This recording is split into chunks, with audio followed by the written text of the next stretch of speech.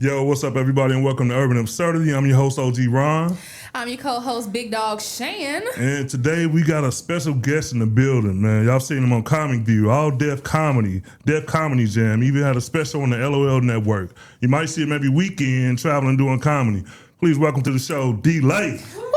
What is going on? Good people. I feel the energy in the room. It feel like it's 300 people in here. That's what's up, I bro. like the energy. We're not going to tell the people at home, what can they see? They can't see on the outside. Yeah, it's packed in here. Yeah, the fire marshal outside trying to stop people from coming in. Yeah, we got stand-ins and shit. It's like Tyler Perry Studios. Yeah, that's what I was going to say. Man, you know what? I'm glad you said that. I knew you were going to be a high energy as interview. That's one of the reasons I wanted you on the show. I've been kind of doing my research, doing my research, and you tell some of, before we get in, because I want to start from the beginning, but I just got to say this.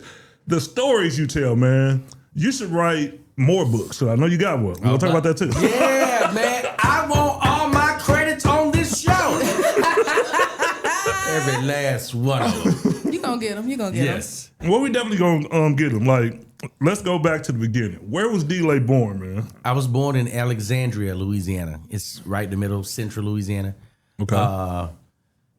New Orleans is maybe 3 hours from Alexandria. Baton Rouge, hour and a half. I went to school at Baton Rouge. I was at LSU, and that's where I started my comedy career in Baton Rouge, Louisiana. Wow. I was a dealer. Dealing what? We ain't gotta say that. Let's move right on. There you go. See, now I have to say this, and now people are thinking that I was selling drugs. Selling things. No, I was a blackjack dealer. Okay. Table games, casino, and that's where I started doing comedy. That's how I started doing comedy. I was in there just talking shit on the table. Like, I don't like a boring game. Like, I don't like, you walk up to a dealer table. He act like the shit for him. He act like the money for him. He like, make unask this money. This ain't your shit. So I was like, I'm not going to be that type of dealer. I'm going to have fun. I'm going to be there for 8 hours. I might as well enjoy myself. Right. Because dealers work 1 hour and you break 20. They want the dealer to be fresh. Yeah. You're dealing with numbers. So I would be on the table just talking cash, money, shit. And I really wanted to get the money away.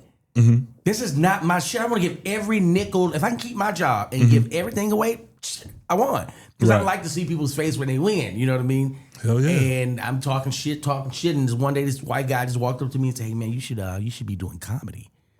Oh, wow. And I'm like, "But how am I gonna make money?" Because I don't even know how this goes. I don't know how the whole comedy thing goes. What year was this? This is 01. Okay. This is 01. And I was like, this dude, okay. You know how people just see you like, you should be a model. And you be like, Okay. We'll see. 6 months later, I'm in the casino doing my thing, talking shit. Because my table be full. Yeah. Like, my table be full of people. I'm calling people, hey, who wants some money? Come on, if you hear dealers saying that in the casino and you ain't used to it, let me see what's up. Coming over there. Let's see what's happening with our boy. Yeah. So I would just have a packed table, just talking shit. And the table cleared, the game cleared, and the guy walked back up to me, same guy, 6 months ago. He said, "Hey man, you're still wasting your time. Wow. I'm telling you, man, you should really consider doing comedy. I got a buddy who owns a comedy club. I can get you in." And I was like, let me think on it, Yeah. I don't know, let me think. So I went in the break room, and one of the dealers that was sitting next to me, he overheard the whole thing, and he was like, "Hey man, I think that guy's right. I think you can be a comedian." I'm like, "You think so?" He's like, "Yeah, man." I was like, "All right, I'm gonna go tell him." So I went back downstairs and I told the guy, I said, "You know what? I'm gonna take you up on it. I'm gonna try it." He was like, "All right, cool. I just got off the phone with the guy. He's the owner. They got you on for Friday." Friday? Nigga, it's Wednesday. Wait a minute. Hold up. Wait. I gotta practice. I don't know how this shit go. Yeah. I don't know what to do. I don't know. I just go on stage and I don't have any clue. Nobody know, guide me, nothing. Yeah. And we get to the show and I tell everybody about it at the casino. We're on a riverboat. That's where riverboat gambling. And everybody showed up, man. Everybody from table games to guest services to the bellhops, everybody's, because I would always be funny with everybody. Yeah. Man, I showed up and it is sold out. Oh, wow. Damn. It's sold out. They got a guy that's already headlining, a white lady who's she's the middle, and I'm going first. And I don't really know what I'm gonna do. I don't know how this is gonna go, but I'm like, it shouldn't be that bad. You know what I mean? I'm only doing 3 minutes. Did you have something already written out, or you just I going? thought I did. Oh shit! I thought I had some shit written out. I really thought it was written out. Because I was in the mirror, I was like, yes, when I say this, like I'm gonna hit them like, yeah, and then they gonna scream. And I'm gonna come back and I'm gonna hit them like, yeah, and they gonna wow. And then I got one more, and I'm gonna yeah, thank you very much, I'm delayed. That's what I thought. It never works out like that. I go out, the guy that introduced me, the house MC, he introduced me so good, I thought it was another nigga. Wow. Ladies and gentlemen, coming to the stage, this guy is a star in the making. You're going to see him on HBO. You can see him in his own sitcom. This guy's here for you tonight. I'm like, where this nigga? Who the hell is Who is that? this? Who's in the Ladies and gentlemen, building? give it up for D-Lay. And I go out there, and they're excited. This crowd is so happy to see me. Okay. And I remember, like, let me just get this first joke out. I threw the first joke out, and they just looked at me. Ain't nobody say nothing, no laughter or nothing. They would just... Do you remember what the joke was? I don't want to remember that. I don't want to remember that shit like that. That was bad. So I was like, oh my God. I panicked because I thought they were going to laugh. Because remember when I was in the mirror, I was like, I'm going to go, yeah. You just knew it. And they go, ah. And I'm going to say, okay, well, the guy goes to the second one. So I go to my second joke because I'm panicking. I'm really panicking. Yeah. And nothing. They're just looking at me. They're literally just looking at me. I ain't doing nothing to this crowd. So Wow. I seen them giving me the light to wrap it up. I was like, I can't go right now. Ain't nobody laugh. Yeah. Yeah. Let me try to get one off.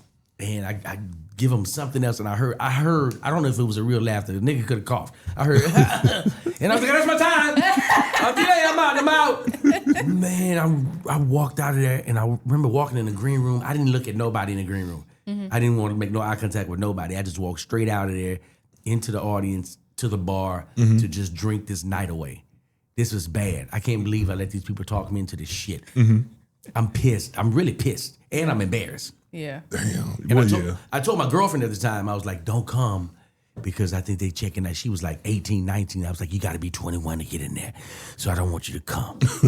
Now, she could have got in there. Yeah. You know she could have got in Can't there. see her man doing bad. I don't want her to see me doing bad. I don't know how this No. shit gonna go. Sit your ass at home and let me come back and lie to you and tell you how it went. I looked up and I see her. I was like, you were here for the whole thing? She was like, yes, I'm so proud of you. I was like, you shouldn't be here. I like turned my head like we were on the soap opera. You shouldn't be here. And turned away. And she was like, no. I said, listen, just go home. We'll talk about it at home. And she leaves and I'm like taking shots of Hennessy. I'm just shooting Hennessy. And this lady came behind me and she just like, as I'm standing here like facing the bar, she stands behind me. She was like, excuse me, I want to talk to you about doing another comedy show. I just kind of glanced. I ain't even turn all the way around. I ain't got that type of energy.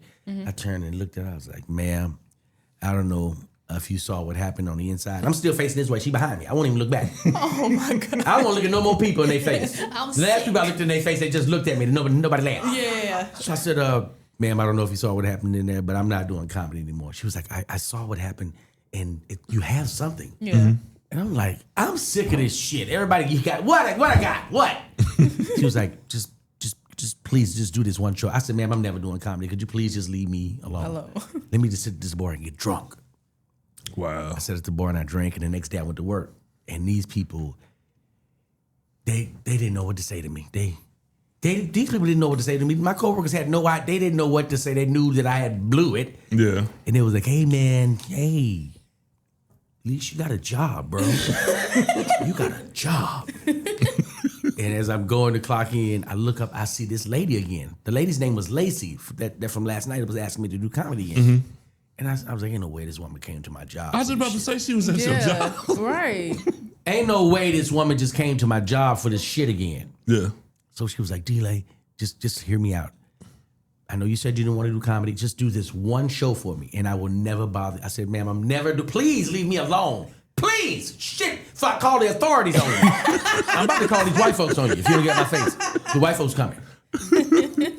I said, no, I don't want to do it. And she was like, just trust me. Just do this one show for me. You will never have to see me again. You'll never have to hear from me. Just do this. I said, one show. She said, one show. All right, cool. So when is it? She was like, it's tomorrow. Bitch, tomorrow! Damn, no more No time. prep time. I gotta go back to the mirror. I'm gonna say like this, and then go like this. I go, hey, they gonna go, arr. So I said, okay, I'm gonna do it. So I went home. I scrapped all that old shit that I was doing, and I said, I'm gonna just try some new shit. And I get to the venue, and it's packed. Again. It's the Lincoln Theater. It's packed, but I didn't tell nobody this time. I ain't telling nobody. If y'all just show up, y'all just happen to see me, that's what it is. But I'm not promoting nothing. Yeah. So I get there and I see like 5 or 6 comedians, and I see them talking, and nobody's really talking to me because I'm new. And she was like, "Oh my gosh, you made it! Yeah, we're about to pull numbers right now to see when you go." I was like, "I want to go first." Yeah. She's like, "You sure?" I was like, "Yeah, I'm sure." She's like, "All right, cool. You're gonna do fine in this competition." Competition? Competition. This a competition? I can't compete with nothing. I don't have nothing to compete with. Who are you? I need to call the authorities on you because you put me in an awkward position. Tricked me again. So I just want to go first. I just want to go first, try my shit out, and get out. I go up and I tell my first joke, and they laugh. I heard the laughter. I was like, "Oh gosh, I did. Okay, cool." So I did my second joke, and they laughed. I was like, "Oh, Okay. I got Getting this." her. You're getting her. Did my last joke, and they laughed, and I was like, "That's my time. I'm delaying. I'm done. Yeah. I don't ever have to get on stage again. I just wanted to hear somebody laugh." Yeah. And I'm like, "Whew, wow, this is good." The host goes back out. He introduced the next comedian. He came back. He said, "Boy, you did good." Yeah. He was like the local DJ. He was hosting. He was like, "Boy, you did good." His name was Sammy the Entertainer. I never forget this nigga. Sammy, old school dude, with, old school uncle clothes. Them uncle shirts and shit that be opened up too far down to your sternum, and A little 3 little oversized. chains that you can't even snap yourself because your fingers done got swollen and you got arthritis and shit. So somebody got to help you. So he's MCing. Yeah. He came to the back and said, "Boy, you did good, boy. Boy, you gonna be all right." I was like, "Man, thank you." He said, "All right, now here, you take it over from me. I gotta get up out of here." I said, "What?" What? Yeah, God you gotta take damn. over from me. You gotta host the rest of the show. I gotta get out of here. I said, "No, I'm done. I don't have no more material." He said, "Well, Yeah. you'll figure it out. I gotta go." And just left me in the back with the microphone. And I was like, "Oh shit." So the other comedian came off stage and I'm like, "Oh shit." I went back out. I was like, "Hey guys, I'm gonna be hosting the rest of the show." And they was like cheering. I was like, "Yeah." Oh shit. So I was like, "Oh shit, let me just say something to the audience." I said something, they laughed. I was like, "Oh shit, y'all ready for that next comedian?" So the show went well. Yeah. And afterwards, they were judging, and I didn't give a shit about winning. I did not care. Simply Marvelous, who's from Baton Rouge, Louisiana, she's known for, like, one of her catchphrases is, y'all heard it before, but you wouldn't think it was her. You think it's other people because more prominent people said it. She used to say, "How you doing? How your mama doing? How your sister doing? wow. How you doing? How you doing?" She would do that. That was her shtick. And she came on stage, and she just looked at all of us, and she pointed to me. She said, "Are you scared to leave Louisiana?" I was like, "No." She was like, "When you leave Louisiana, you're gonna be a star." The crowd was like, "Ah!" I'm like, "What the hell are y'all talking about? I gotta go to Warwick tomorrow. Clock in. I gotta go to Warwick. What is all this comedy shit y'all? I don't get it." And So everybody saw it, but you at that time. I don't see Yeah. nothing. She pulled me to the side. She said, "Hey, listen, I want you to come by my house tomorrow. I want to talk to you." She gives me information. I get to her house, and she was like, "So how long you been doing comedy?" I was like, "Maybe a week. I've been on stage twice." She said, "What?" I said, "Yeah." She was like, "How do you know how to do callbacks if you just started doing it?" I said, "What's a callback?" I don't even know what a callback is. Callback is when you say a joke and then later on you bring that joke back again, or you bring it in the third time or the fourth time. It's a callback. Yeah. And she was like, "How do you know how to do that?" I was like, "I don't know." She was like, "You're a natural. You just got to get on stage and get comfortable on stage, but you're a natural." Wow. 6 months later, I left, went to Vegas. Started Wow. doing my comedy in Vegas. Yeah, 6 months later, which is crazy. You don't just leave home that early. You know what I mean? But and sometimes the best things are the ones that you're uncertain about, and you just do it anyway. Okay, so That's what I where learned. was your funny level before that? Like, now you an adult, you working in a casino, Right. and some people come in and say, like, "Okay, you want to be a comedian?" They see you like clowning on the tables and shit. Right.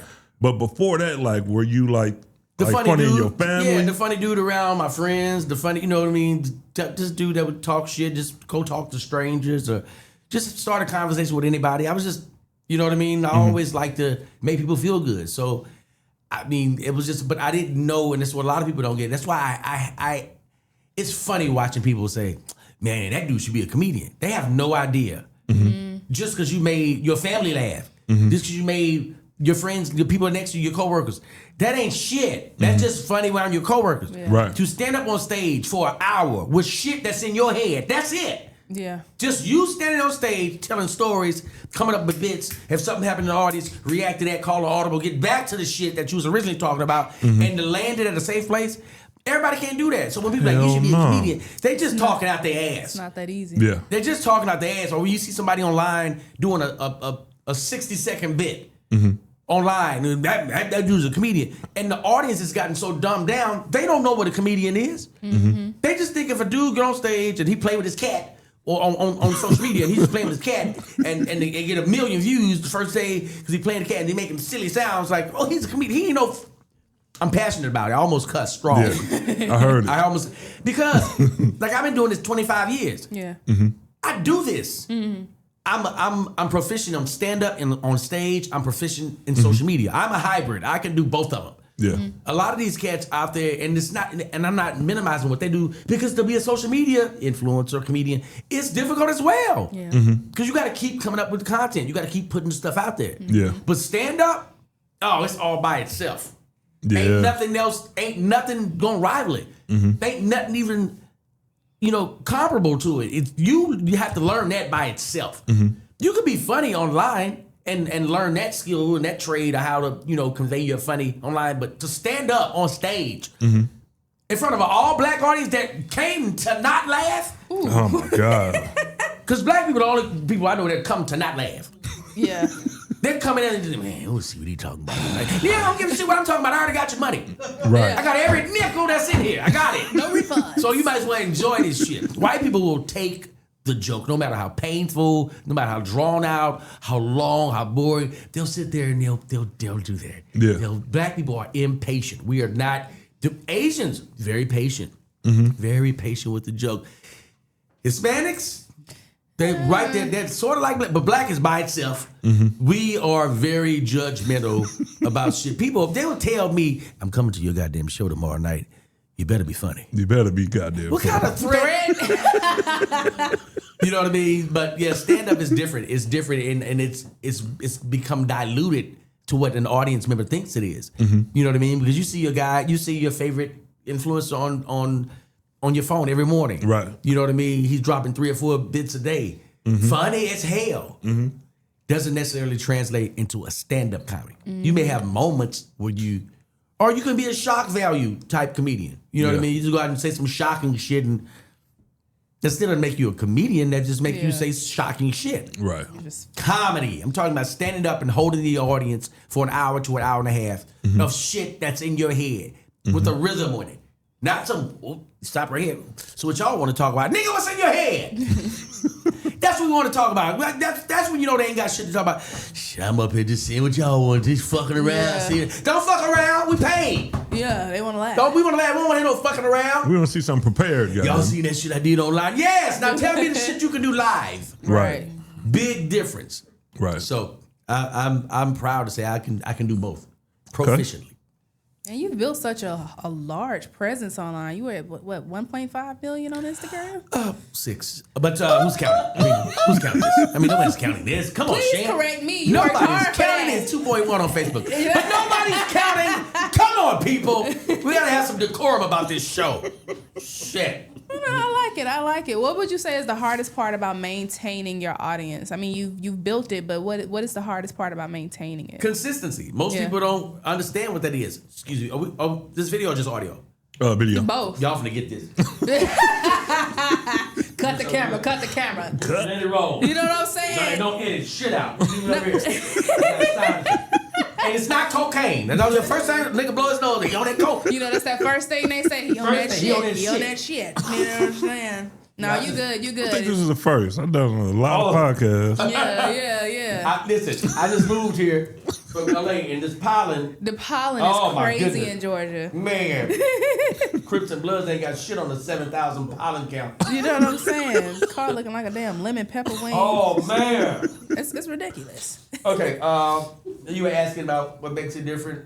Yeah, consistency is very hard to maintain it. Just, Especially for comedians, like Yeah. we're used to going on stage and having great sets, and you get everything out of that set that you thought was going to come out of that set. You thought they would laugh right here. You thought they would laugh on this transition. You thought they would laugh on this act out, and it happens that way. But with stand up, it may not go like that. You know what I mean?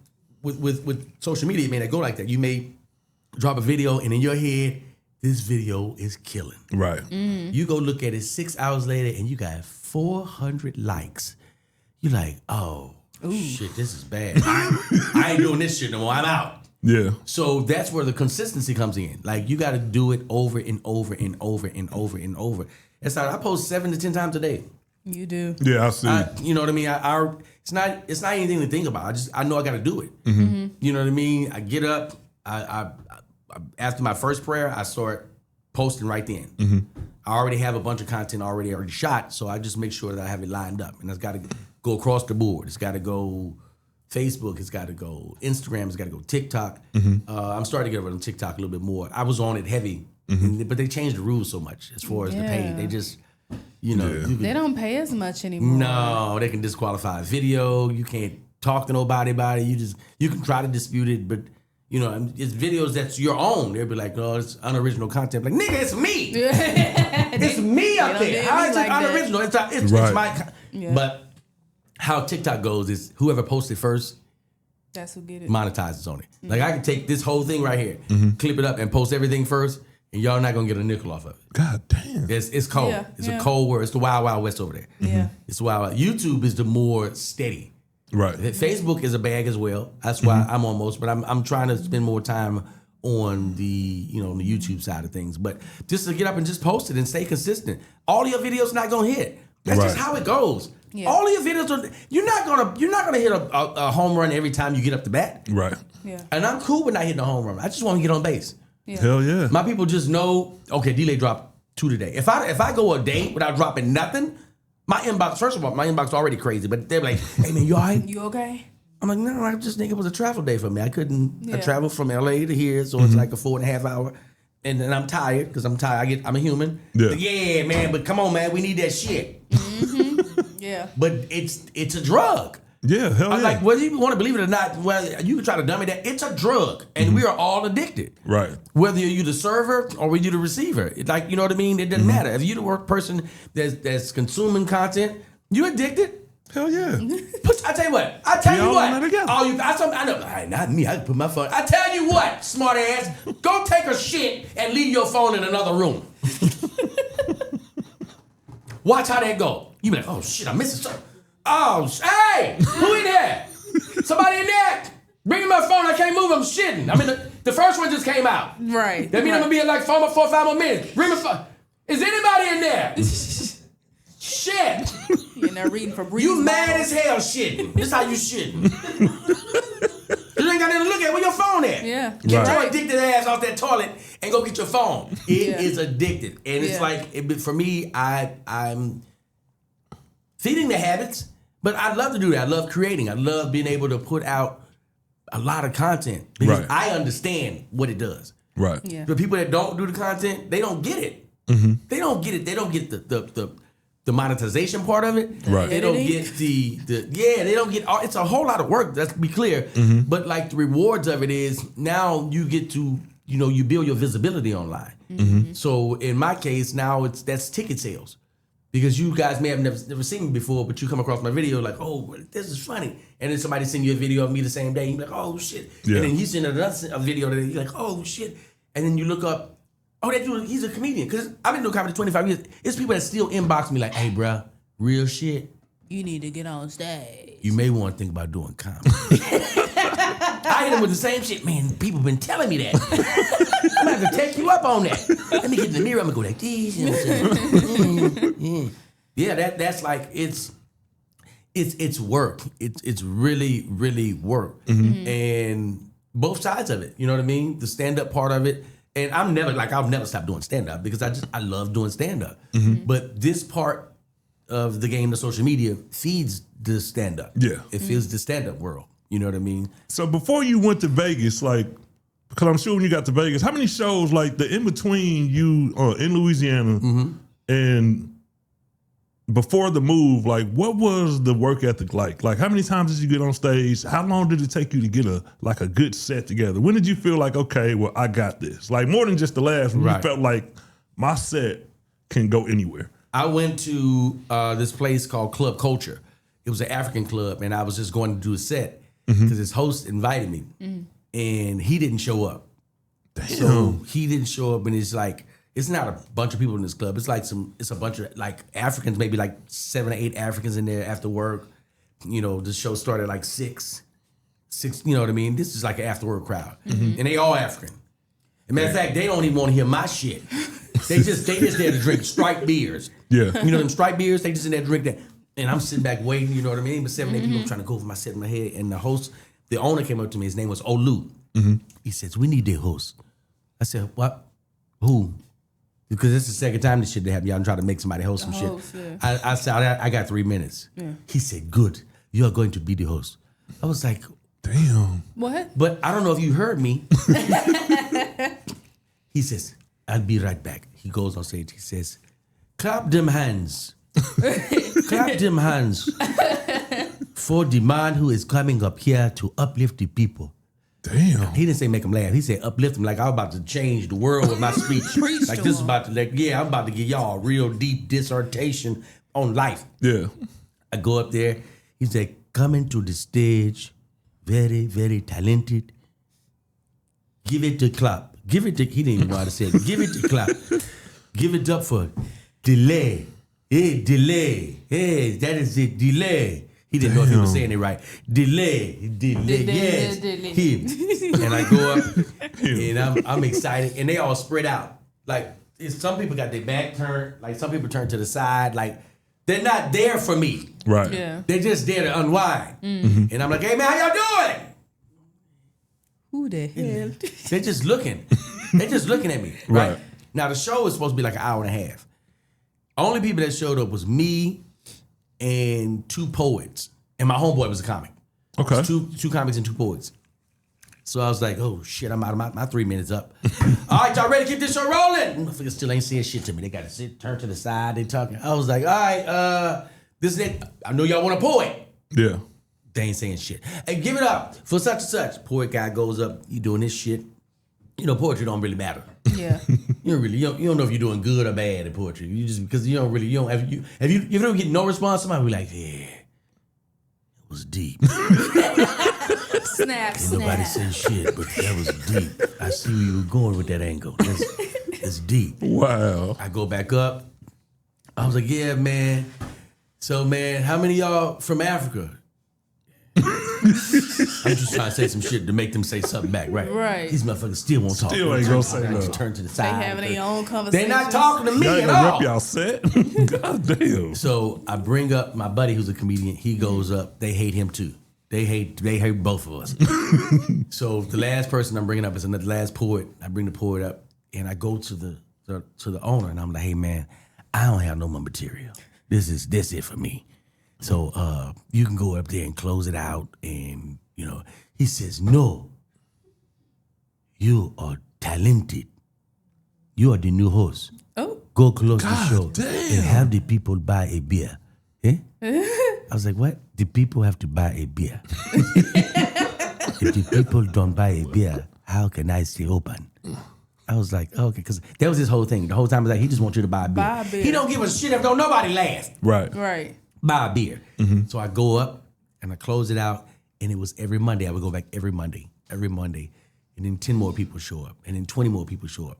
And before you know it, it's packed. Okay. It's club culture. It's packed on Monday, and they're there to watch me talk my shit. And that's when I was able to, and I didn't know I was doing it at the time, I was able to really do some proficient crowd work. You see people doing crowd work, they just killing time. Right. Yeah. Ain't no joke coming with, hey man, where you get that blue shirt from? Oh, okay. It look good. Yeah. Hey, where you get your nigga, get to a goddamn joke. This ain't no goddamn crowd work. This is filibustering. You are wasting our time. Yeah. Yeah. But I was talking to the crowd, but I had a method. Like, if I can't go to you and within 5 seconds pull out something, I don't have anything to do. I shouldn't even say anything to you. That's how I was doing my crowd work.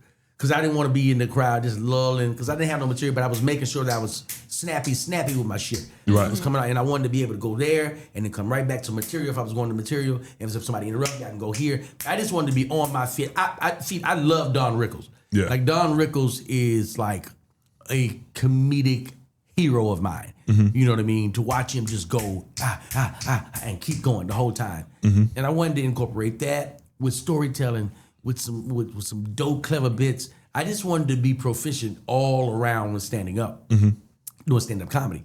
And so like after 6 months of going every Monday, I was just like, I think I'm all right. And that's when I was ready to move. But about 6 months is that's the time frame that it took from me starting to leave.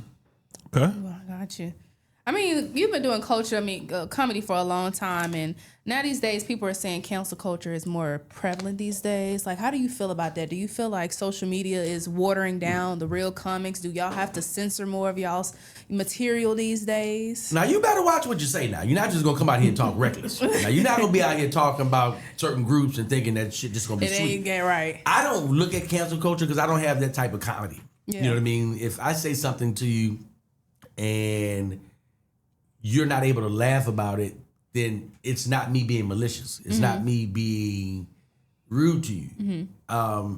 So I don't have that type of comedy, you know, where it's insulting. Yeah. Or even if I'm messing with you in the audience, I can still do it to where it's laughable for both of us, for everybody. Yeah. And you not feel like the butt of the joke. Not uncomfortable. Yeah. Yeah. That's a big thing these days. So I feel like social media is starting to water down. You touched on this at the beginning of the interview, how you can be funny for a moment, right? But you can't get on stage. Big difference. It's a big difference. It's a very big difference. You may be able to twerk your ass, Shan. You may be able to twerk pretty good at home in the mirror. You know? But take your ass to Magic City and see what the hell they doing with these ass cheeks. Some of them real, some of them false. I don't give a damn. They can put their ass in the sky and they put one leg going down and that right cheek can go up. I mean, they do some magical shit. So I heard. They do some magical shit at Magic City. So there's levels to it. You know what I mean? You may feel like, I can do this stuff with this ass. Right, and you probably be cool until you see somebody do some shit with their ass. You be like, you know what? Either I need to stop doing this with my ass or go buy some more ass so I can do that. That's how that goes. All right, so you got a lot of encouragement. People were throwing you into like high pressure situations constantly when you were in Louisiana. So was there anybody who said maybe you should move and take this to the next level, or did that just come to you like when you just felt like you were ready? My family thought I was nuts when I told them what I was doing. They thought I was crazy as hell. Really? When I'm at school, I'm at LSU, and it hit me. I was in class one day. I was in what was this? Psych. I was in some psych class, and I was like, I got it. I know what I want to do. I want to do comedy. I want to do this comedy shit. And I remember I had my backpack, and I was just in a gaze. I was always sitting next to this girl, and we would laugh and talk shit. And she was like, "Boy, you better pull out your books. We're about to get started." And I looked at her. I was like, "No, I'm not gonna pull out my books. I'm not gonna pull them out at all." And she laughed and asked. I said, "I got a better one for you. I'm about to go quit." Damn. And she laughed. She laughing her ass off because we always joke. And I was like, yeah. Matter of fact, this your last day seeing me. Well, it's not your last day seeing me. This may be mine, but you're definitely going to see me again. Right. Right. And I remember the professor was like, D, are we participating today? I said, no. No, we're not. No, we're not participating today. Matter of fact, I'm going to leave and let you teach these people whatever you're going to teach them. And I left. And I went and told my girlfriend at the time, I was like, I got it. She was like, what are you doing off of school? I was like, because I don't need to go. Yeah. I know what I want to do. She was excited. She was like, oh my gosh, what are you going to do? I was like, comedy. She said, oh, that's what you're going to do, huh? Because keep in mind, most people that's from that area, nobody's seeing anybody doing comedy. Right. On a successful level. She's come from a 2-parent home. She's seen her mama work, her daddy work. That's what she knows. I need to get a man with a good job and need to be able to take care of the family. And and I'm like, no, I don't want a good job. Yeah. Matter of fact, fuck your good job. I want to try this shit out right here. I want to try this comedy shit out. I got to try it. Right. And she didn't believe. I knew she didn't believe. I can tell the way she was packing my sandwiches when she. Hey, yo, damn tuna. Guess that's what you want to do. And she packed my sandwiches all hard and shit. And then I said, I got to go back to Alexandria to tell my family, what's going on. Now, they don't have any idea. They clueless. My aunt had a beauty salon that was attached to the house. Like at the front was a beauty salon, and the back was our living area. Okay. And I went in to, it was a bunch of women in there. I was doing a lot of women there. And she was like, oh, boy, what you doing home from school? And I was like, shit, I thought it was gonna be easier than this. I was like, what am I doing here? Good question. I'm glad you asked. I quit school. She said, to do what? You know, black parents, they got a way of telling you that this shit ain't gonna work without telling you this shit ain't gonna work. Right. She was like, to do what? I said, I wanna try this comedy thing out. This is another thing black people do. When you say something that they don't believe, they start bringing other people in. Hey, y'all, come in here. You won't believe Come this listen nigga to just shit. said. This is literally what she did. Come in here. Y'all, everybody that's back there, come in here. And my aunts that came from the hey, boy, what you doing home from school? Tell them why you're home. There they go. Tell them. Go ahead, tell him. Tell him what you did. I tell him the boy didn't quit. Talking about he gonna go to Hollywood to be on TV or some shit. And I was like, yeah, Well, damn. that's it. Yeah. So my aunt's like, so you quitting school to be on TV? I was like, yeah. And it's like everybody. You ever see those movies or those TV shows when somebody's the butt of the joke and they be like, and they point and laugh at you like, oh my gosh. As crazy as it sounds to y'all, yes, I do think I'm gonna go to Hollywood and be on TV. Yeah. I do. It don't even sound crazy to me. Mm-hmm. Yeah. Y'all can't believe it because y'all feeble minds won't allow you to think outside of this box, right? Other than what's going on and what can happen for you in Alexandria, Louisiana. I been knew I was getting up out of there. Mm-hmm. Yeah. I been knew when I was fucking 8 years old. I was like, I'm getting the fuck out this family. These niggas are terrible. These niggas are stabbing each other. They fighting and shit. Ain't no food. Motherfuckers getting punched over drinking shit. It's niggas' name on shit in the refrigerator. It's all kind of shit. I drunk my auntie beer one time. I was thirsty. Wasn't no more water. And it's before the days of water bottles. Like you had to drink your shit from a faucet. Yeah. Yeah, you just ice water. Like that was a privilege. Mm-hmm. And I came home and my aunt would always buy these Coke 45 beers. Oh, shit. And my uncle was a drunk. He was a drunk. So I was like, well, I'm going to drink it. Ain't nobody going to think I drunk it. I'm 8. Right, you know what I mean? And plus, y'all should have had some fucking water in here. I'm a kid. So now ain't no goddamn water. Ain't no juice. Where you think you at asking for juice? Look at this rich shit. Did she just say juice? Get some juice? Look how rich her ass is. We didn't have juice, for your information. We had Kool-Aid, okay? Okay. And that required several steps. Mostly a lot of sugar.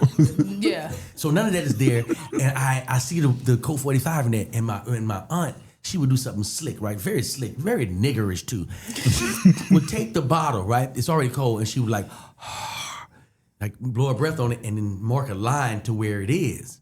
And I would see her do that. I was like, damn. Oh, wow. Yeah, she would go, and she could mark a line and see what the beer was drank. But I mean, I've already seen you do it, so all I gotta do is go behind you and then mark a new goddamn line. She had an alarm on her beer. She had a beer alarm.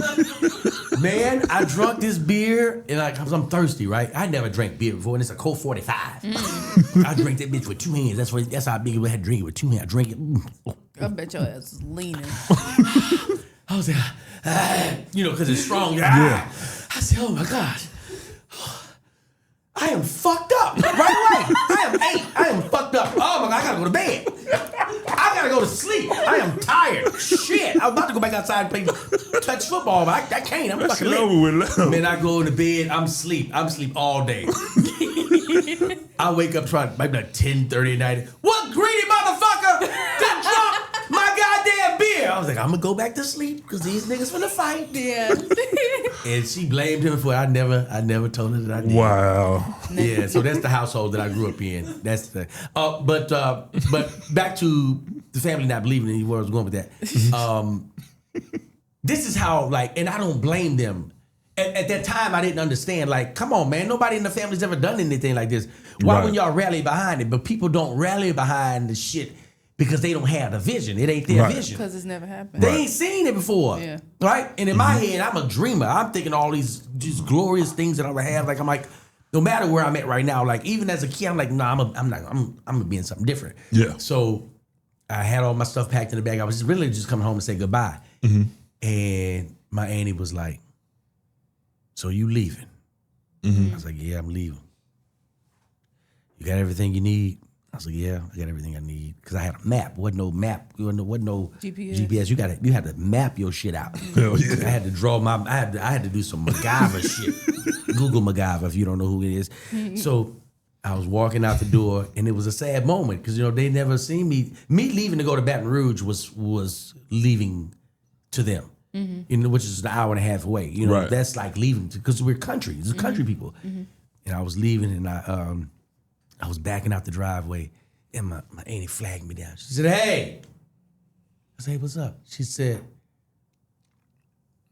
"I'm gonna leave you a plate in the microwave." Leave me a plate in the microwave? I'm not coming back. When do you think I'm coming back?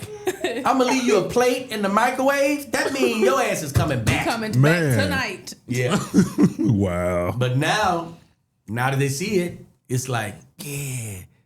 But it's more if they're like, yeah, Didi can do it. Like, we can't do it. He's different.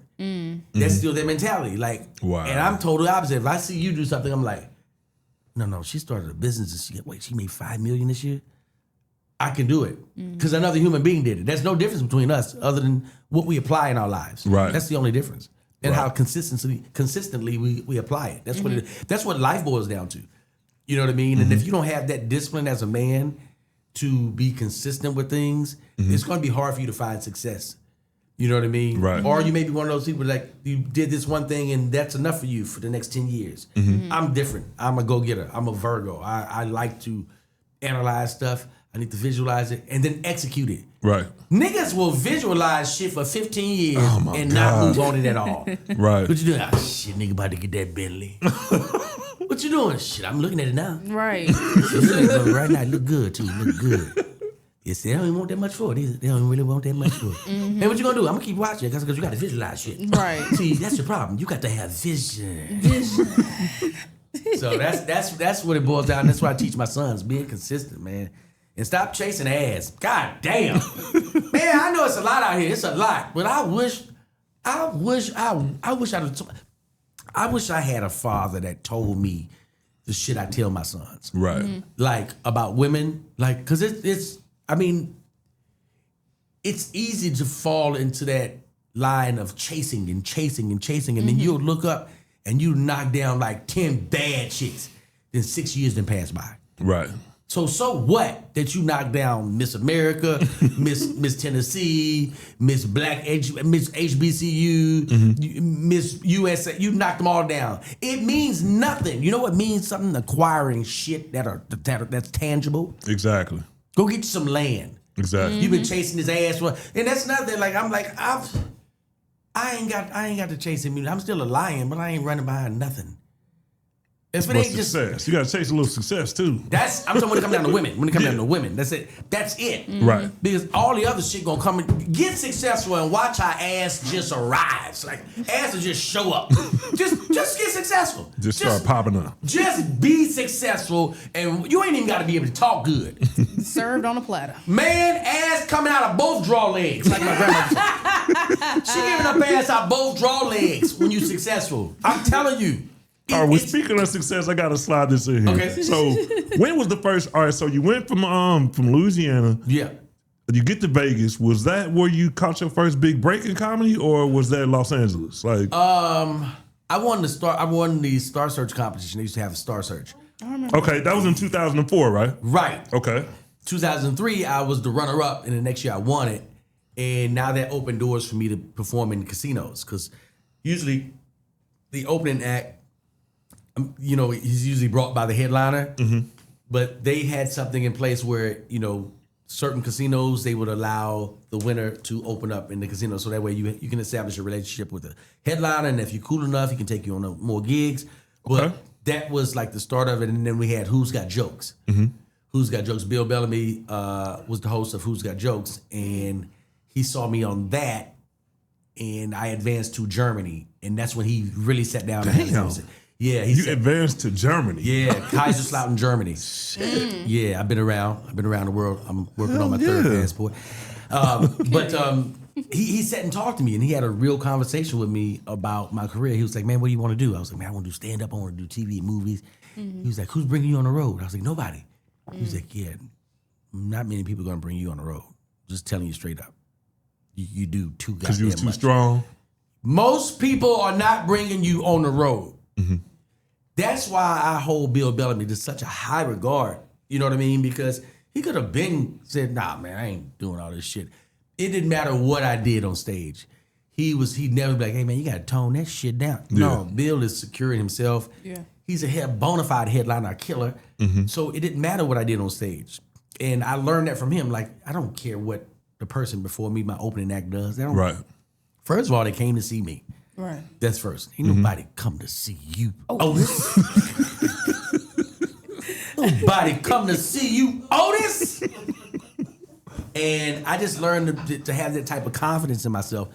And Bill, like I learned a lot about him, from him being on the road, like how to be a professional. Yeah. How you may go out and hang out at the club, but the next morning you got to be up because you may have press. But being professional, you know what I mean? You don't. That's the thing about stand-up comedians. You got to have a level of discipline about yourself. Right. Because whatever you want to do, you want to do it. You want to go on the road, you want to knock down 5-6 chicks over the weekend, you can do it. You want to go drink, be in the green room, getting sloppy, you can do it. You want to do cocaine in that bitch, you can do cocaine and go, and you can go to work. Right. You can do cocaine and go to work. Can't nobody tell you shit. Right. But like, you can be on stage and be like, I'll be right back. I got something for y'all ass. Go in your green room and be like, I'm back, bitches. I'm 100 miles an hour on you hoes. Let's go. That's how it is. Right. So I learned like, okay, what I like, what I don't like. I don't want to be in any state of mind where anything that I'm taking has got me woozy and I'm out of it. I'm there to do a job. I'm there to be professional, deliver a great product in my stand-up. Afterwards, meet some of my fans with a meet and greet and feel good about it. Be living off the high of, wow, look at that, the response that they gave me when I gave that joke. Like living in that high. I don't want to have to, I need a drink before I go on stage. I need to smoke something before I go on stage. Where my line at? I don't need it. You know what I mean? Yeah. That's what my comfort zone is. I like to be comforted in that way. I don't want to have to do it. I ain't doing it. I ain't doing it. Right. I'm glad you mentioned Bill Bellamy. Are there any other heavy hitters that have influenced your style of comedy or anybody you're still learning from? I know who I am at this point. I know who I am, but early on, just watching, I like the honesty of Dick Gregory. Yeah, you mentioned him a lot. Martin Lawrence. Martin was influential. Bernie Mac. That style, like, you know what I mean? You mix up all these different people. Like I said, Don Rickles. You know, you see these different styles. I was like, I like this. Now, okay, what do I do to make this thing my own without feeling like somebody like, he reminded me of this person. People are going to say that regardless. Yeah. But I had to find my own voice. And these were some of the people that I looked at, the OGs I respected. Yeah. Do you feel like a lot of comics these days don't have really anybody to look up to, or they don't really know who they are? Because you said you know who you are now. I feel like people just hop online just trying to make viral clips. People just want to be famous. Yeah. They don't want to be stand-up comedians. They don't want to work on this. This is a craft. It is. It takes time to perfect it. It's easy to jump online. I saw a nigga do my whole set. This nigga did my whole 30-minute set, like the whole thing. I didn't know it, but somebody, like, my fans were going to send it to me. It's like, hey. Ain't this you? This nigga did your whole set. I was like, let me look at it. I was watching it. I was like, well, I be there. That's terrible. I never said it like that. Right. That's why I just say this like that. Right? So I just went under and posted this shit. I went under his YouTube and I said, wow, this sounds familiar. Wow. That's all I said. And he DM'd me. He said, hey, bro, I was just playing homage. I said, bro, that's not homage. That's not homage. That is not homage. You just did you just did all of me.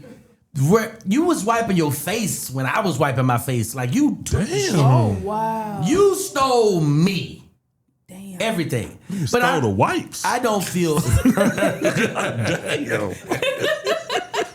That's crazy. I didn't take any offense to it. I'm like, I almost felt like, Eddie Murphy in Arsenio Hall when they moved, Coming to America, when they put their luggage down and they turned around and everybody stole all their shit. And he was like, stop, leave. And I was like, no, let them wear our princely robes. Okay. Let them tell my princely jokes. Go. Because they'll never tell it like you. They'll never tell it like that. Wow. I don't. And that's another thing. I don't even get down in the mud over shit like that. And I'm up here. I'm up here with eagles and shit. I ain't dealing with no goddamn regular bird. That's a jaybird. I'm up here at altitudes. I fly at altitudes. I can't even hear the shit y'all saying down here. Yeah. That's where I be at. When I go on stage, I'm gonna do what I do. I do me, and I push to do better each time. I just challenge myself. Yeah, you got your counterparts you'll look at and you'll be like, wow, he killing the game. God damn, that's inspirational. Yeah. Not, oh, I wanna do the same shit he just did. Right. You know what I mean? I wanna create my own lane, doing it the way that I do it. Yeah. And you got your own podcast now and everything. Like, Yeah, I'm doing something. Yeah, I got some shit. I got some shit, Chad. Yeah, I do. I watched a couple of your clips. You talk about relationships a lot. Yeah. A lot. Why do you think those topics are so like... They're juicy because, let me tell you why they're so juicy. Because y'all be thinking one way and you be wrong as hell as a woman. And we be thinking one way and in your mind, we wrong as hell as men because we don't know. Like, the topic that's mostly discussed, and I think it has a lot of engagement, is when a woman says what she think a man should be doing. Oh, I don't like those conversations. You know what I Oh, mean? man. Like, I'd love to hear the delusion in the dialogue. You know what I mean? Like, I had this conversation with my homegirl Shima. Like, I never get approached with women like, buy me a bag. Like, that never. Even before I had shit, like, Yeah. you're not coming at me with a, like, you don't even think you should ask me for a bag. That's not even feasible. Like, you don't look at me and be like, and they gonna buy me a bag. Chanel? Like, well, yeah, I went to school with a girl named Chanel. What Chanel you talking about? Chanel Birkenstein? Or you From back? from back? I wouldn't even think that you talk, because I don't. So when women be like, if a man ain't giving me $30,000 a month, and I'm like, Wow. Some women really think like that, though. that's what I'm talking about. But it's coming from somewhere. Yeah. She seen somebody man give him $30,000. Yeah. For what? First of all, don't tell me that your cat is $30,000. Ain't a $30,000 piece of cat on earth. You understand me? It's 4.5 billion pieces of pussy on earth. Did you know that? God damn. I did the numbers. 4.5 billion pieces of pussy. And you asking for $30,000? When there's billions of pieces of pussy to choose from? That is absurd. That is poppycock. How dare you? Wow. Now, because I lived in Vegas, I had a VIP company. I would see how these girls would maneuver. Girls that actually sold ass for a living, like they prostitutes. Yeah. They would I would see how they move. Yeah. Nobody's, unless somebody just gave you $30,000, nobody's requesting 30 racks. That's crazy. Now, you may have an athlete That's a hell of a that's price. breaking a home, a girl that he's sleeping with, and you got a kid together. Okay, something like that. different, yeah. But off the rip, 30, you want 30 racks for your cat? Then first of all,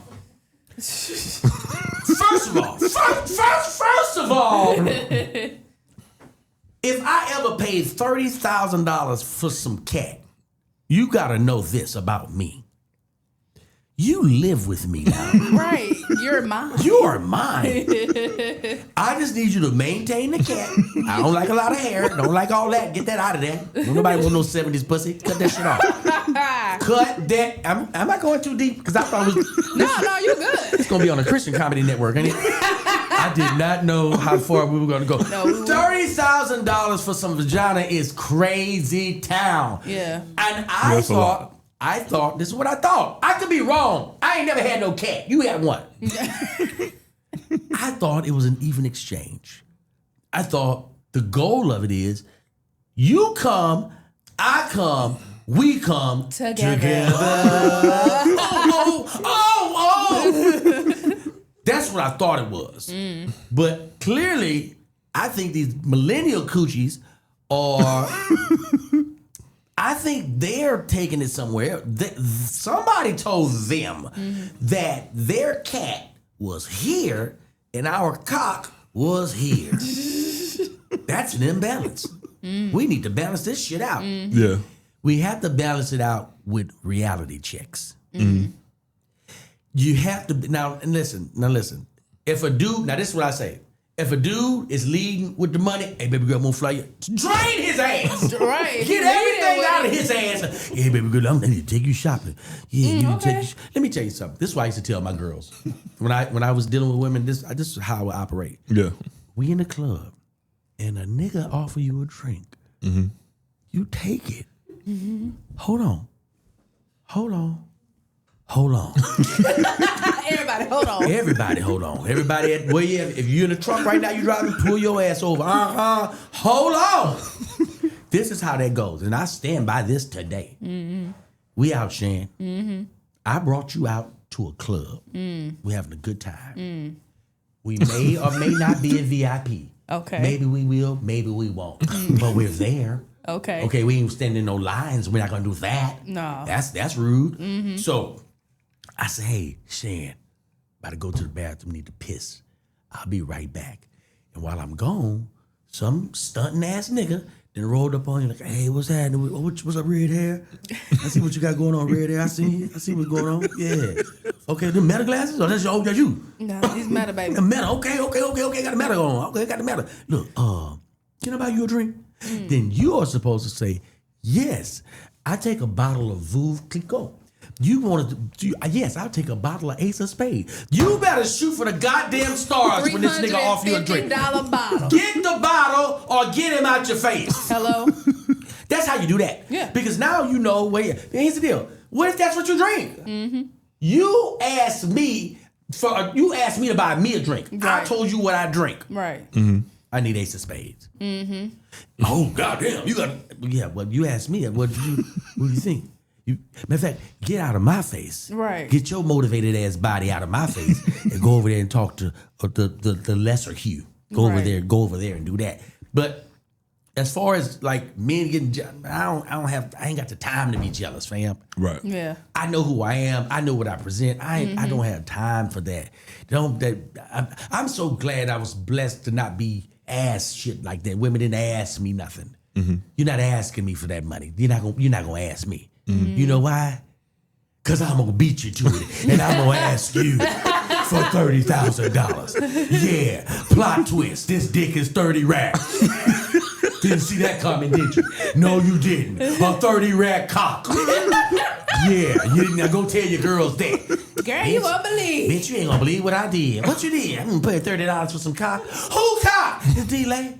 His cock ain't. Oh, bitch, you don't know that. You was about to tell me what his cock wasn't worth. You don't know that. Yeah, you don't.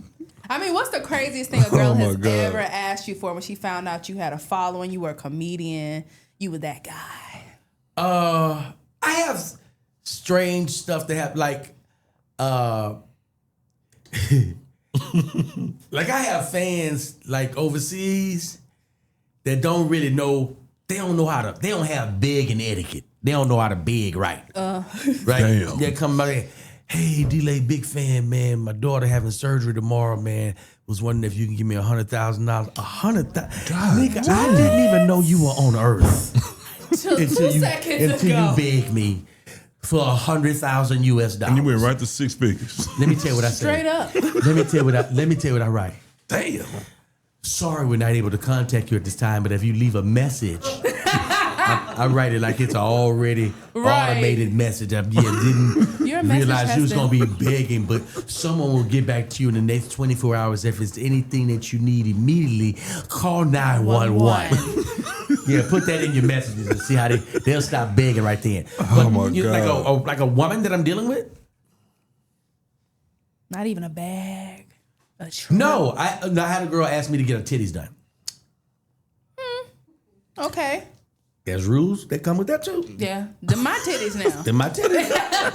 Those titties are for me. I was just about to ask, what are those rules? If I see you, if I look on your page and I see you got them out, you know what I mean? You may be with a girl, you may be with a guy. I'm going to be like, our titties look good. Because I want him to know that I bought them titties. Yeah. So anytime I need to utilize them titties, and I want to, first of all, titties don't bleed. So, you know what I'm saying? Y'all see where I'm going with this? Yeah, Bring them over here. Bring them titties. You know what I mean? If I want to, you know what I mean? Meat to your chest, then I'm meat to your chest. That's just how. That's why I'm at with mine. Yeah. And I don't want to hear. I'm tired. With no titties. Let me tell you something about titties. Titties don't get tired. That's a fact.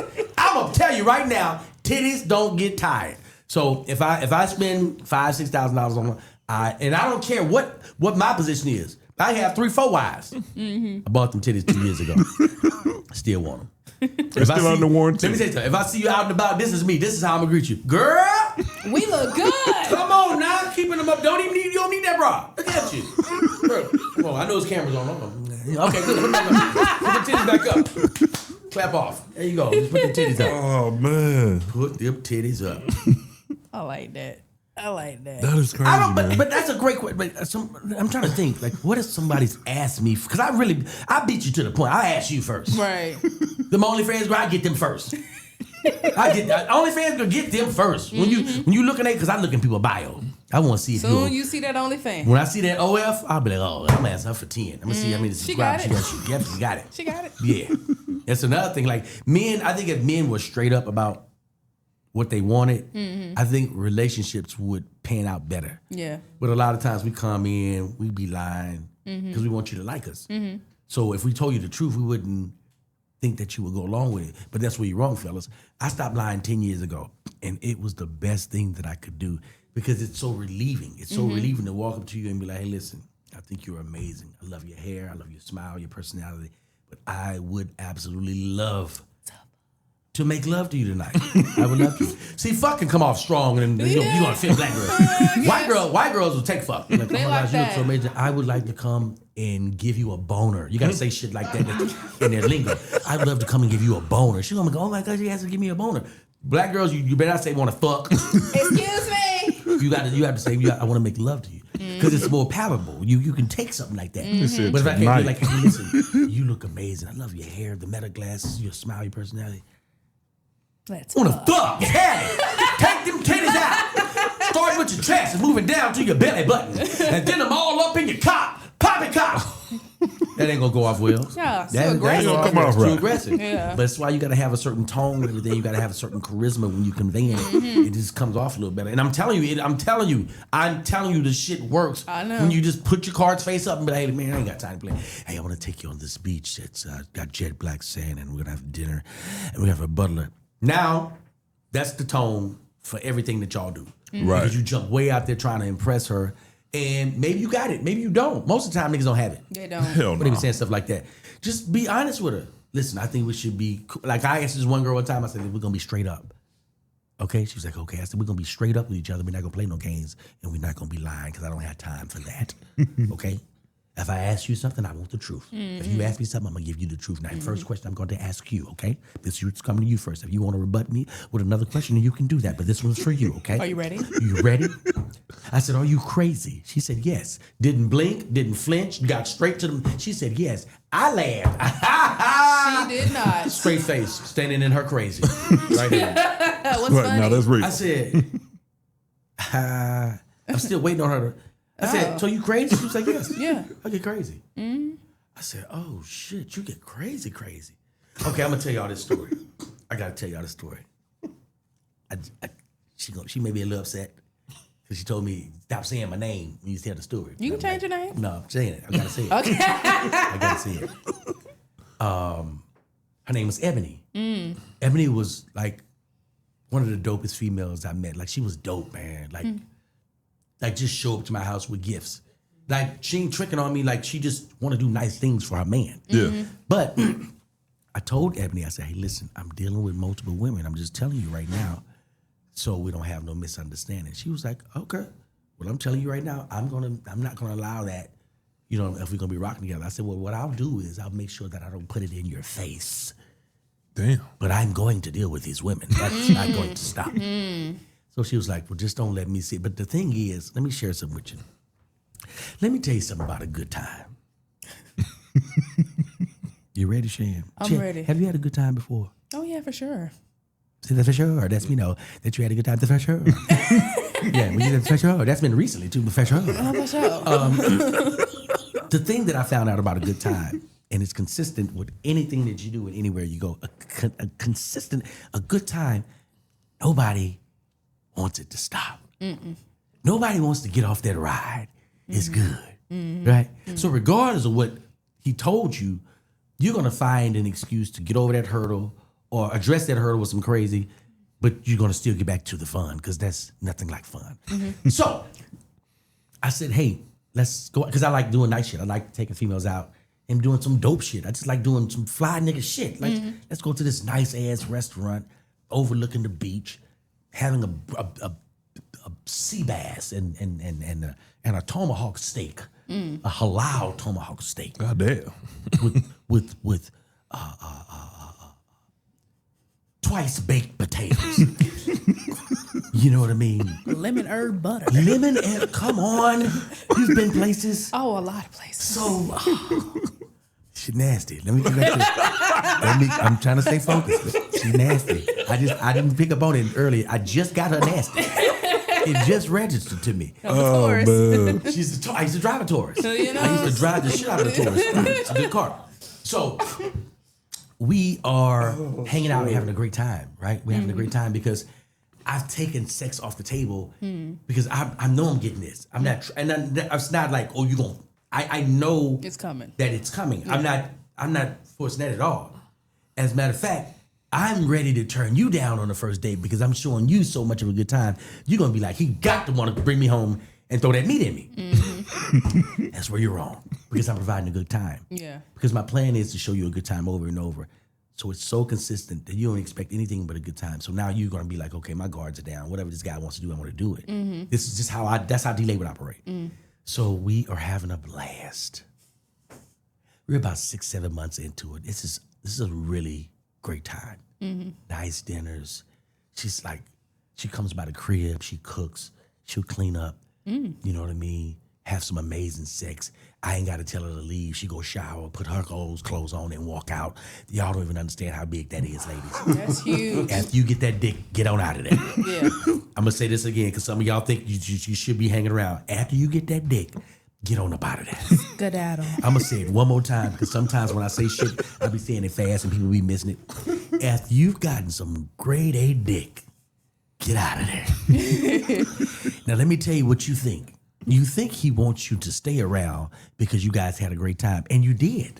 You did have a great time, but 98% of the time, he wants you to get on up out of there. Get your ass out of there. Now listen, the thing is, ladies, y'all don't be knowing when to get out of there. You think that we're gonna hang around a little bit, you're gonna lay on my Cuddle. chest and don't draw on my chest. Stop it. I want you to get on out of there. Now, in her case, her timing was perfect. Sometimes she would just get out of there, sometimes she would stay, and I would want her to stay. It was just like she just knew the perfect time, and then sometimes she would leave, and I would be sitting there with the covers like, you gotta go now?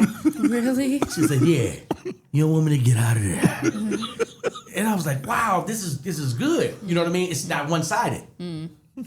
So she wanted to come over one night, but she couldn't come over because I already had company. Right? I had company already, and you can't come because that's more company.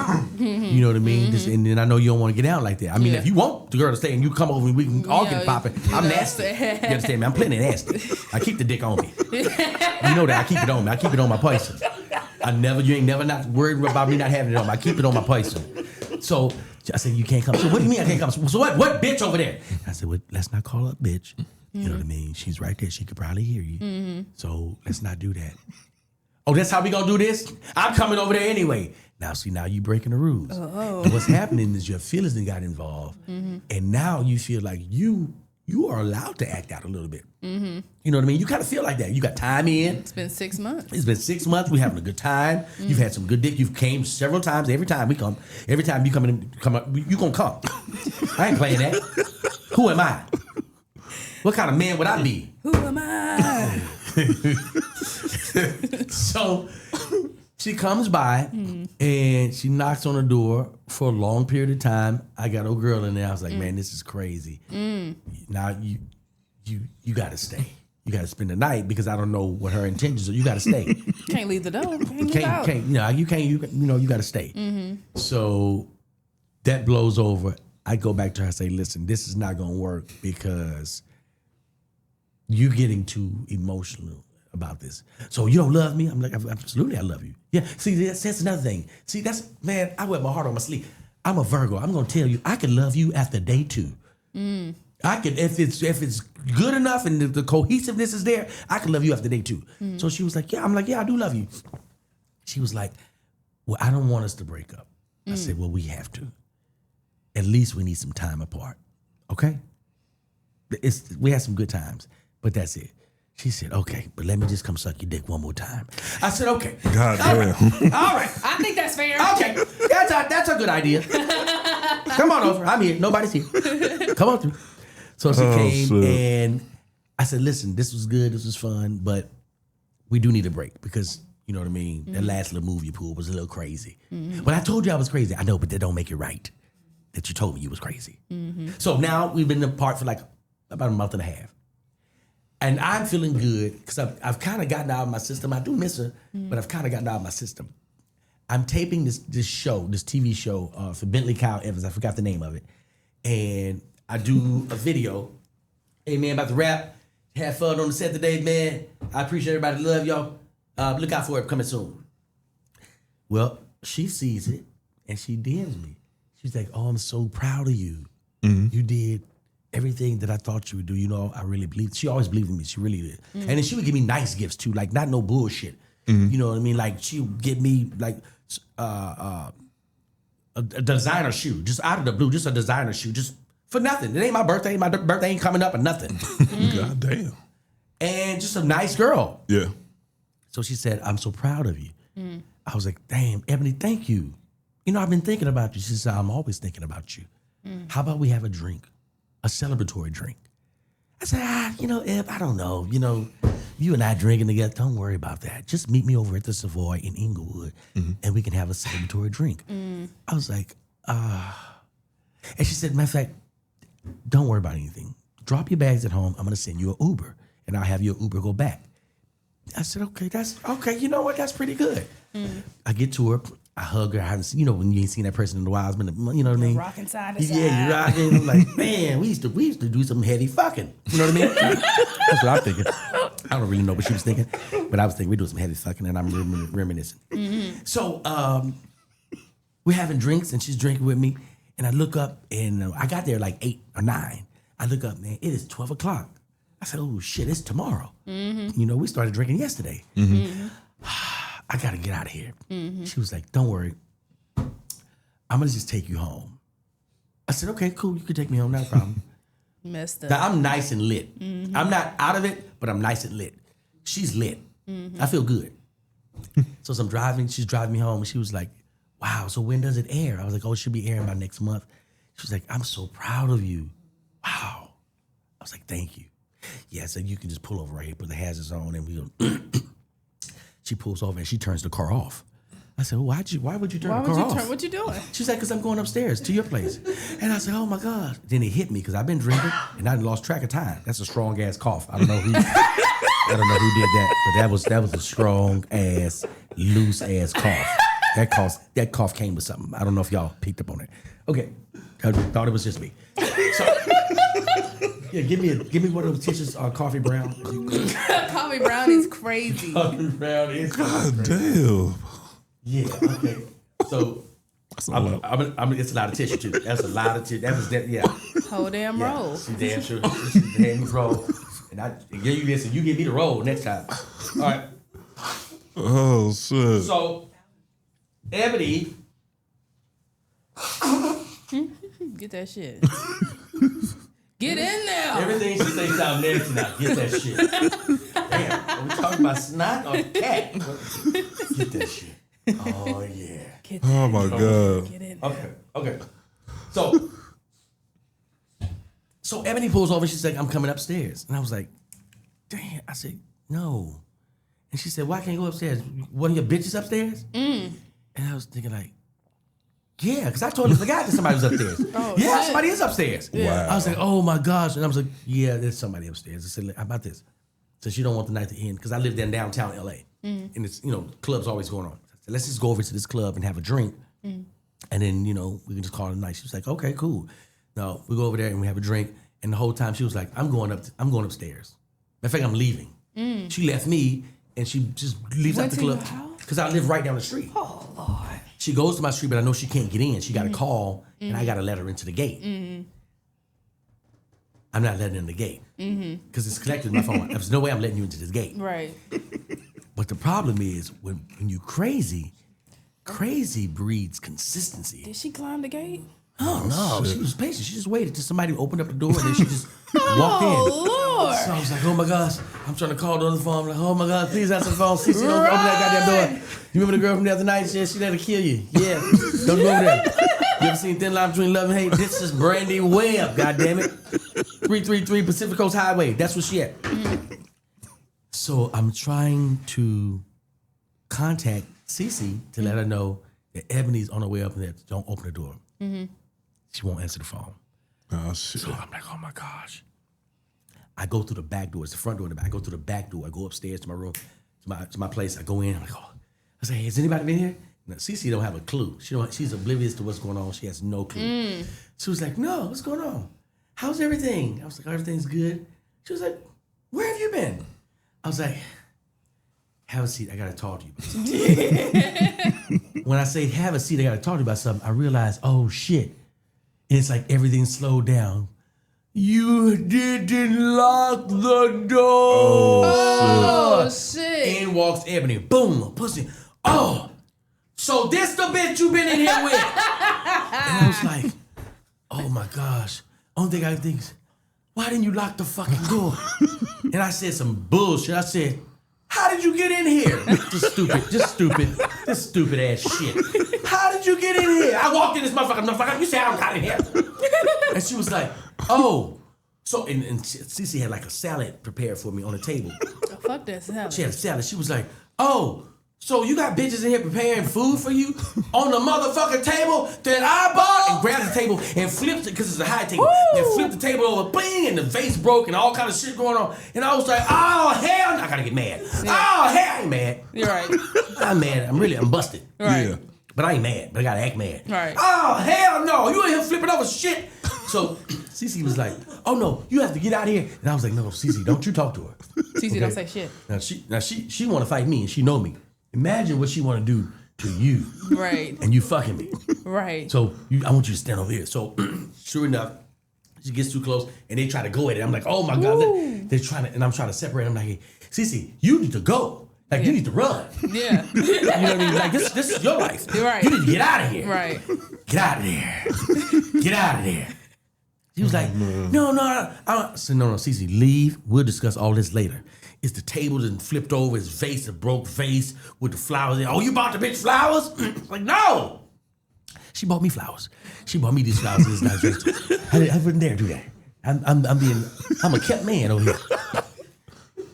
And I'm sitting there and Cece leaves and it's the embarrassment.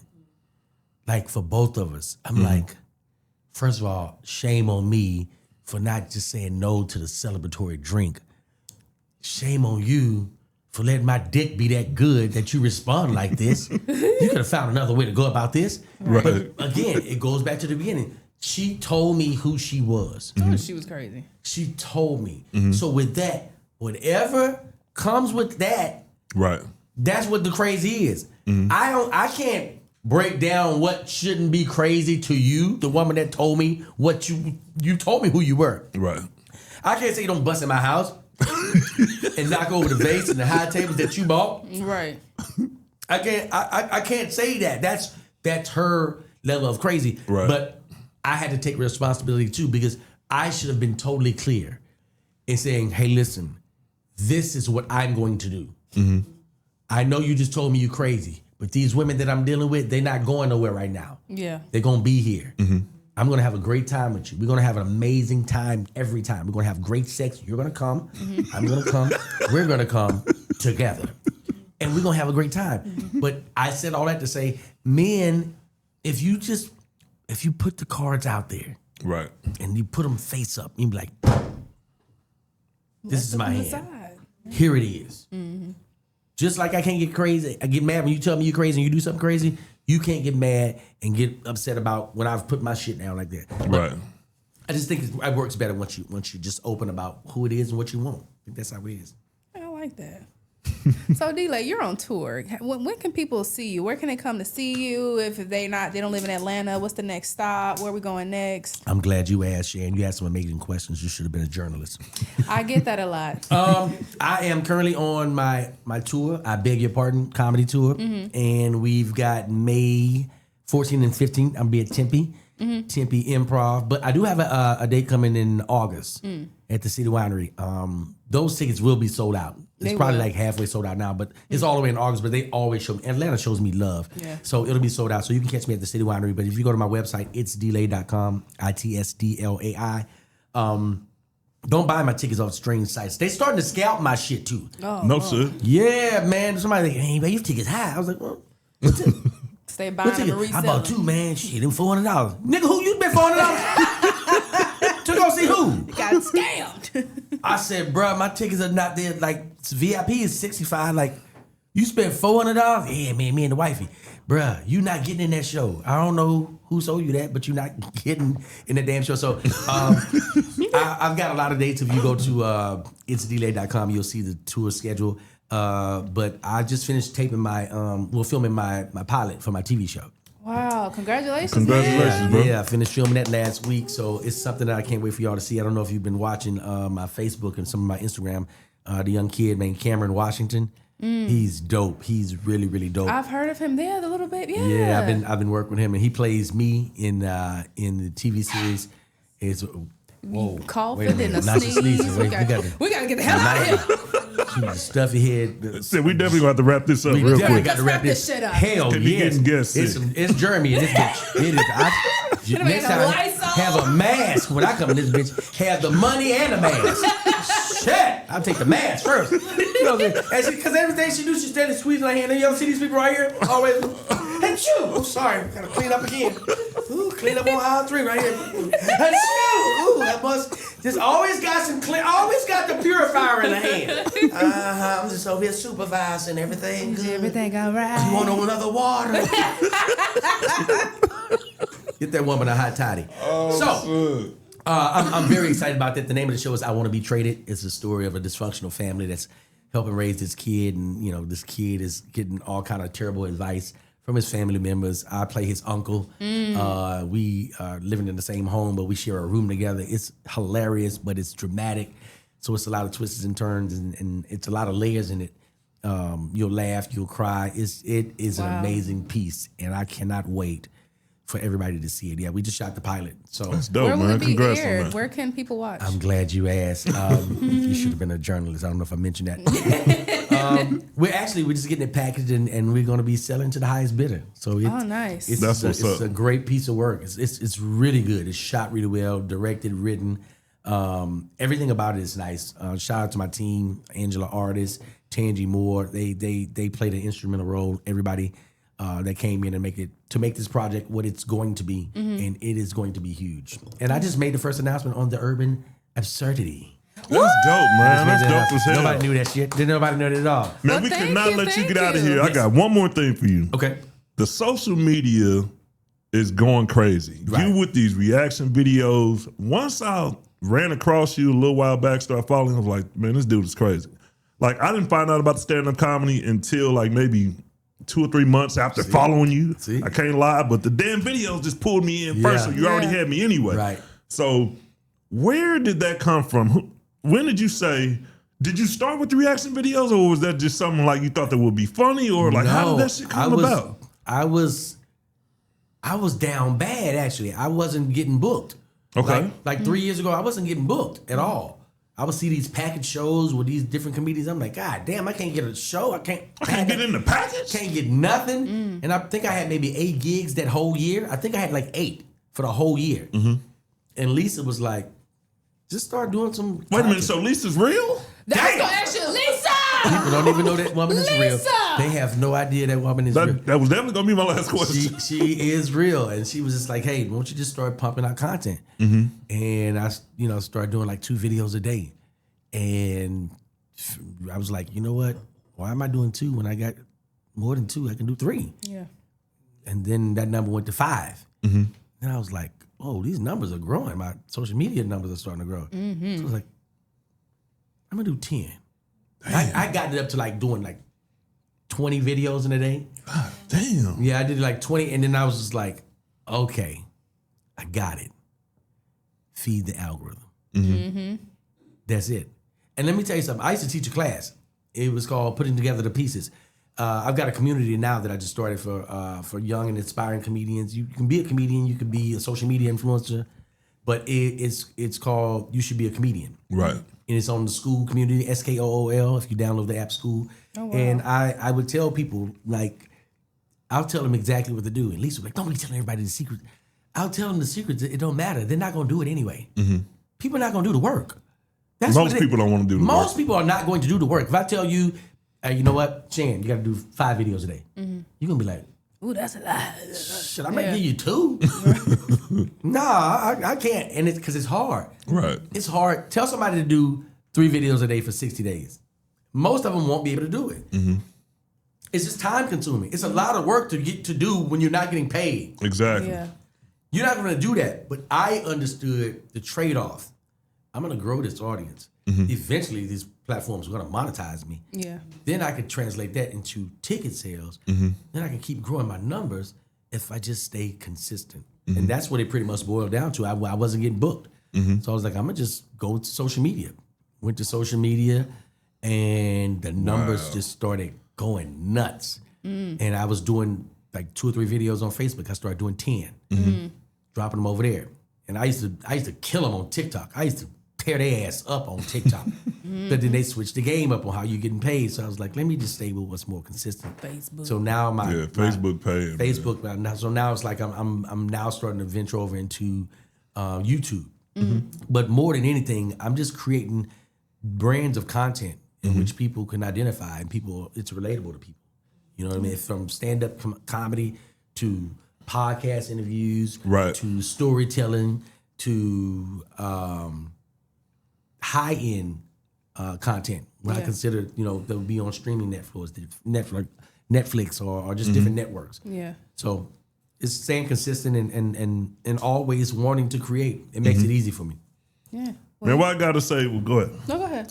I gotta say, those videos are hilarious, man. I can't wait to see you on stage. You said City Winery in August. We're gonna have to get our tickets and come and check. Go get them now. Go get them. Because by the time they'll be sold out by August. We'll probably be adding a second show by the time, but it'll be sold out by August. But They definitely will. Yeah. Heck yeah, and man. I appreciate y'all for having me, man. Absolutely. I really do. Well, I'm so happy you came today. You're big shit, and you came to talk to us. Thank you, Shay. I appreciate it. You got a lot going on. You're teaching people, you're making people laugh, and you're putting it out in the community. So we're honored to have you, and I cannot wait to see what you do next. I cannot wait to catch this show, to see you at City Winery, and to say I spoke with him personally. That's right. I was on y'all platform, and after we sell the show, I'm gonna come back.